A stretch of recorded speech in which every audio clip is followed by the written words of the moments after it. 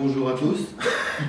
Donc voilà, je m'appelle Epidemic, je fais du street art depuis environ 10 ans, partout en ville, sur tous les supports, mobilier urbain, trottoir, route, rond-point. Et ici en fait on est au Pré-Au-Chaud, donc c'est une salle de concert alternative où on s'est bien amusé pendant une bonne année. Et on a tout peint, enfin j'ai tout peint au fur et à mesure. À chaque concert j'en rajoutais pour que à chaque fois que les gens revenaient, ça avait grossi, quoi. Comme une véritable épidémie, une petite maladie.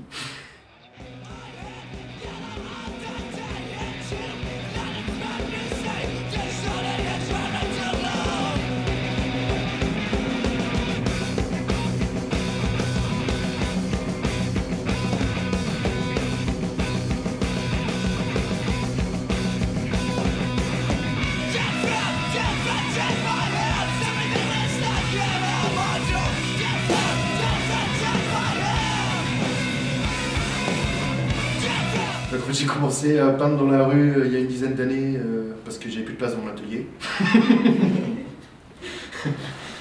Donc après avoir peint les murs de mon atelier, le plafond et les mobiliers, j'ai fait ma poubelle. Et puis voilà, j'étais parti dehors et j'ai jamais arrêté. Et ce qui m'intéressait aussi, c'est de voir la réaction des gens.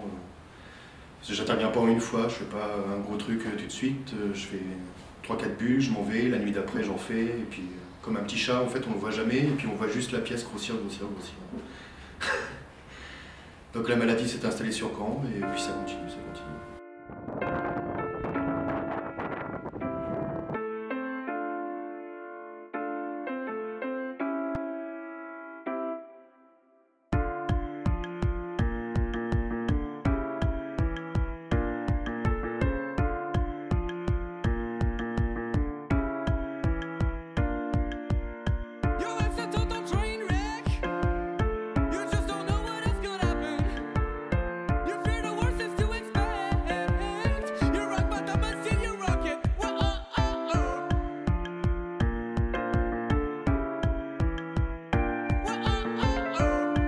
Peindre la nuit, voilà. Ce qui avait l'intéressant, c'était justement que les gens ne voient pas du tout, contrairement à d'autres graffeurs, là c'est plutôt la dégradation et puis la poussée de la rédaline.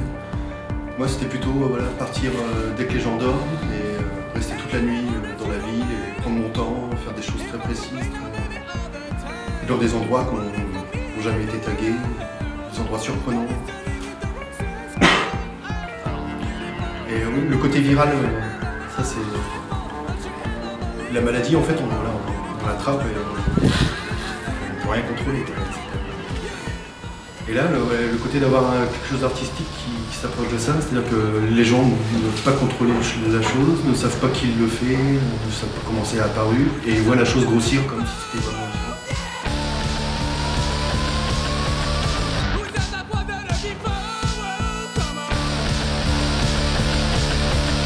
Dans mon atelier, moi j'ai fait les beaux-arts un temps et j'ai pas été très productif et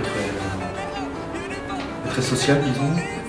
Et pendant une dizaine d'années, en fait, je me suis enfermé dans mon atelier à faire des grands formats. Donc j'ai tout donné. J'ai tout donné aux gens. Et le côté justement maladie, c'était que voilà, comme j'étais plus trop sociable, j'étais faire des petits stages en hôpital psychiatrique et là mon concept était beaucoup plus clair dans ma tête. Et j'ai eu un prof qui s'appelait Joël Hugo, qui lui aussi joue sur le côté épidémique, donc il m'a bien aidé aussi à guérir. Et c'est marrant parce que voilà, c'est en fin de compte la peinture qui m'a sociabilisé et qui m'a libéré de la maladie. Donc c'est la maladie peinture qui m'a libéré de la vraie maladie. Et ouais, si l'art sert à quelque chose, ça sert à ça.